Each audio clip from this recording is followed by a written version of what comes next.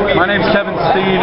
Subscribe to Heel Steven on YouTube.com, or I'll come to your house and ruin your life. Here comes the, here comes the, here comes the,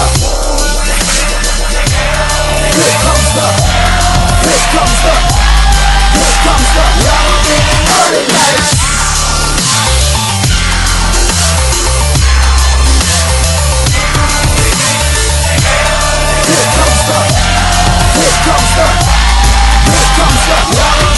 party lights.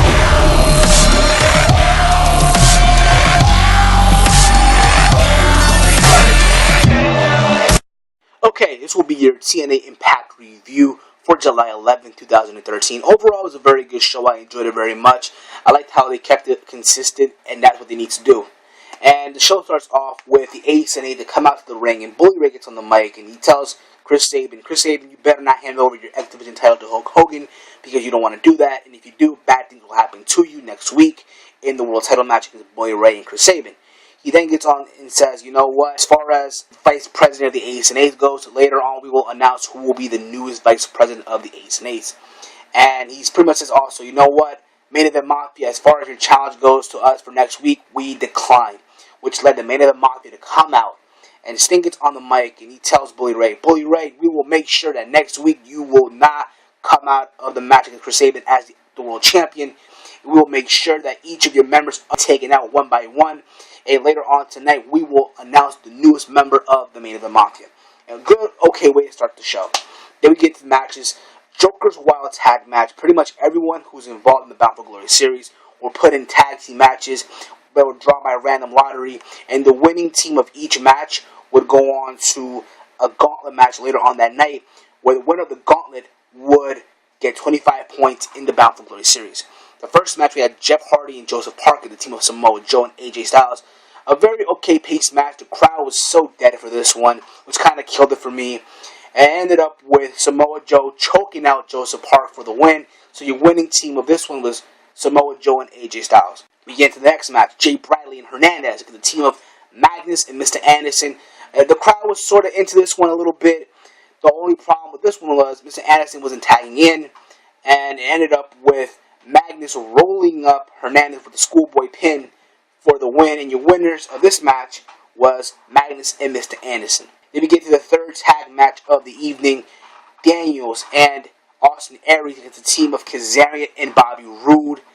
Probably the best tag match out of the three, Joker's Wild matches. A lot of high-impact moves here, a lot of grappling, a lot of, back-and-forth action. And it ended up with Kazarian rolling up Daniels for the win.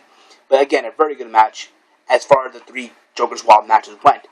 And then we get into the segment with the Ace and Eights, where they're going to determine who would be the newest vice president. They made a vote between Dox and Anderson, and obviously Anderson getting the wins the vote. So Mr. Anderson is the newest vice president of the Ace and Eights.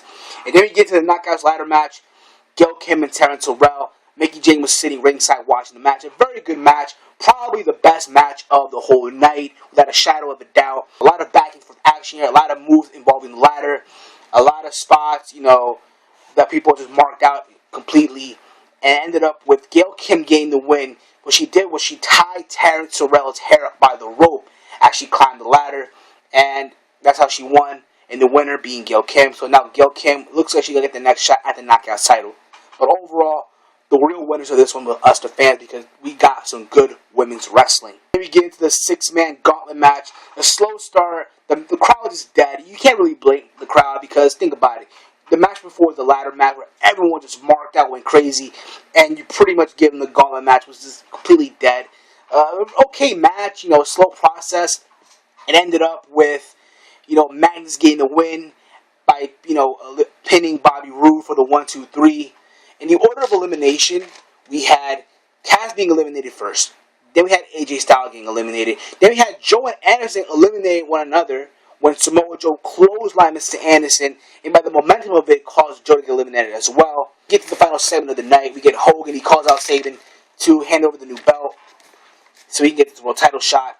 And pretty much, Sabin says, you know what, then my dream to be the world champion, and I can't wait for this moment to come.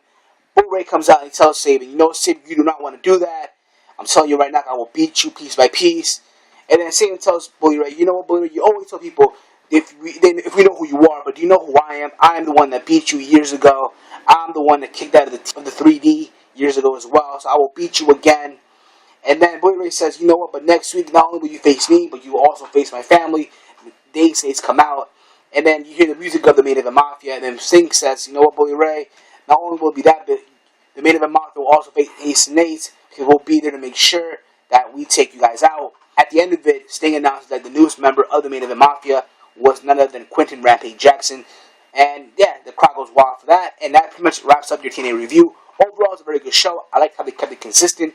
And I hope they keep it that way as well. As long as they keep it consistent, I see a lot of good things coming for TNA. Overall, good show. Let me know what you guys think in the comment section below.